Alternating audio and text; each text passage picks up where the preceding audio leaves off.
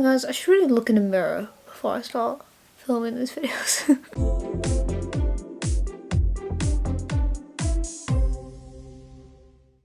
Hello, today I'm going to be talking about some straightforward things that you guys can do to help your environmental impact. These are all things that I do myself, and I'm trying to pick accessible things that don't involve a lot of walking or like a lot of money or things like that. And instead of, you know, going for the reusable water bottle things, I've tried to come up with a few things that you might not have tried. So I'm gonna get to it. And yeah, I hope you learned some things. I don't know if you can hear that. My neighbour's dog is crying in the background. It's been doing it all day, so we're gonna have to film it anyway. I apologise if you can hear that. We're just gonna have to get on with it. Okay, the first thing that I'm going to tell you guys is to delete your emails. This is a very small thing, but it is a thing that if most people do, it could actually end up making quite a big impact. In fact, there was a study by GDPR which proved that reducing your emails reduces your carbon footprint. I have some stats written down here. If you send/receive 10 emails a day, you produce about 12 kg of CO2 a year. Now, the average person actually does about 30. So 10 emails is on the low side, but you know, giving it for context, an email with an attachment releases about 50 grams of CO2, whereas it's only 4 grams if your email doesn't have an attachment. It's also been shown that if you go through and delete a couple of your emails, it reduces the amount of server space that is required to store these emails. So this tip kind of comes in two parts. One is to go now and go and delete 20 emails from your inbox. Ones that you don't need them, and it actually does reduce your carbon footprint. If you do that every single day, you end up with a tidy inbox, B, reducing your carbon footprint. And the second point of this is to be conscious about emails that you're sending and receiving. Yes, it might sound like a tiny impact for every single person, but if everyone starts picking up these habits, in the long run it ends up being a lot better. So sort of talking about these things and sort of saying that you're doing it and then passing it on to somebody else, you know, if everyone who watches this starts doing it, then that's a whole bunch more people who are doing this, and if maybe half of them tell their friends about them, you know, you see what I mean, it ends up having a lot bigger impact. My second tip is get yourself a soap bag. So mine is a little bit purple because the soap I'm using is purple, but I now use this in the shower. I got it from an Etsy shop called Plastic Free Earth, I think. Plastic Free Zone. I'll put a link to it down in the description. It is excellent. It will be featuring in something else a little bit later as well. They are so lovely on there. They were very helpful when I sent them some messages, and I bought this soap bag. So basically how it works is that so I had a shower this morning, so it's still a little bit damp, but you put your soap, which looks a bit gross and damp, I do apologise. It is new, I promise. You put your soap inside the bag, when you get it wet, you sort of rub it and lather it up, and then you just like rub this on your body, and then every now and again you stick this in the washing machine and you'll be fine. So I really like this. It exfoliates at the same time. It works really well. I didn't like using bars of soap in the shower until I got one of these, and when I got one of these, absolutely fantastic. I love it so much. Would really recommend getting one of these. Not only is it slightly cheaper, because bars of soap often go cheaper, but you're saving the plastic of using a loofah, and you're also saving the plastic of buying the plastic balls for the soap. So these are really good. It also means that when you get those little like dregs of soap at the end where you can't quite use them, you can just put the next bar in, leave that little dreg of soap in there. Absolutely fine. So these are excellent. I would definitely recommend getting one of these. The only thing that I would say is that they do take quite long to dry, so I would try and find a dry place to hang it. Maybe don't keep it hung up in your shower, but apart from that, very good. Would definitely recommend these. On a similar vein, I'm going to talk about shampoo bars and soap bars. So I use shampoo bars to wash my hair. I absolutely love them. If you guys haven't tried shampoo bars, I definitely recommend them. Obviously places like Lush sell them, but you can get them from small businesses online, and I'm sure the small businesses will prefer your money rather than Lush. But whatever you want to do, you know, you do you. And for me, I've found that I've gone from having to wash my hair every like 3 days to like once a week using shampoo bars. They are just so much better better for my hair. Yeah, and not only that, but they reduce your environmental impact, and they last a lot longer than a shampoo does as well. So I have one wrapped up here. This one is from a small business as well. I'm showing you this one because the one I'm currently using is almost finished, so it's just in a couple of little broken pieces, and I keep them either in a square tin like this or a round tin. That's also from Plastic Free Zone, where I got this bag from. These are really good. I would definitely recommend having a tin like this, because if you just put it on the side, it might stay in the side, but also if it gets wet, obviously it'll just run away. So using something like this, like a tin that's designed for it, will make sure that that your shampoo bar lasts a little bit longer. It also makes it a lot more portable if you want to take it anywhere. I also use, alongside a shampoo bar, I use a shampoo brush. It is made of plastic, however it should last me a long time. I did also get it from Amazon, so it's not the best example, but the reason I'm adding this is because if you are someone who struggles to lather up soap because maybe your fingers don't work very well, I would recommend a shampoo brush, mainly because shampoo bars, in my experience, take a little bit longer to lather. So if you buy a shampoo brush to go along with it, it's just a way to make this a little bit more accessible and still reduce your plastic waste. So I'm not going to link the shampoo brush that I use in the comments, because in the description, because I would prefer if you guys didn't buy from Amazon.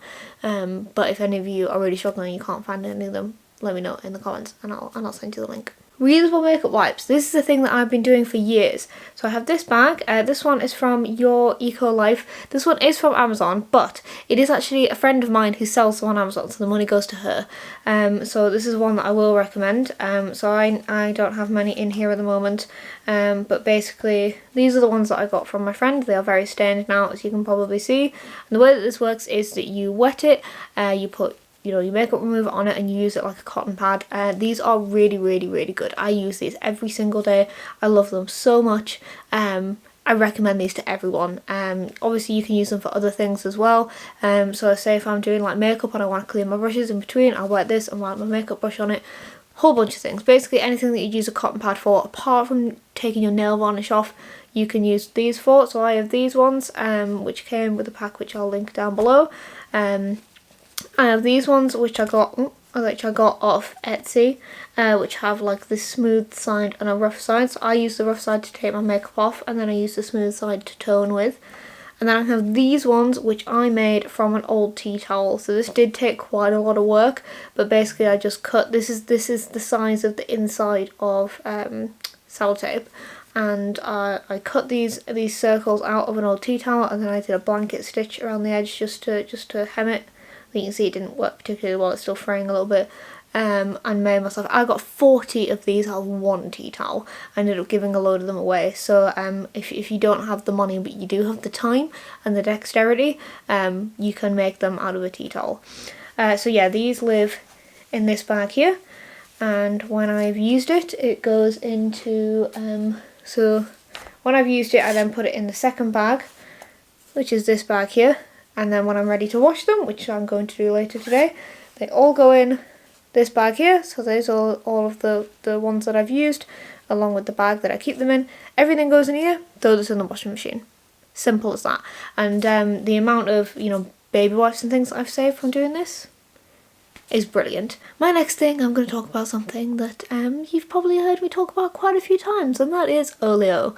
Olio is an amazing app which I go on and on and on about. I promise I'm not being paid to talk about it, I just think it's really, really good.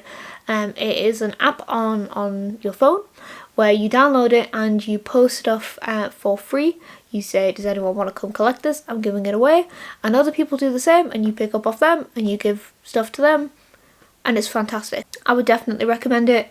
People put food waste on there. Shops actually donate to volunteers. So shops can contact Olio volunteers who will then pick up the stuff and post loads of food on there. So there's a lot of supermarkets that get rid of like their bread that's after it's best before, they can't sell, and blah blah blah. There's loads of stuff like that on there. And people just giving away like clothes that don't fit them, or like maybe they made a cake and they've got half of it left, and like, a whole bunch of things. I either give something away or get something off Olio maybe at least once a week. It is really, really good. It's different depending on your area. Obviously it relies on local people signing up for it, but if you sign up for it, tell your friends about it, etc., then you're more likely to get more local people involved.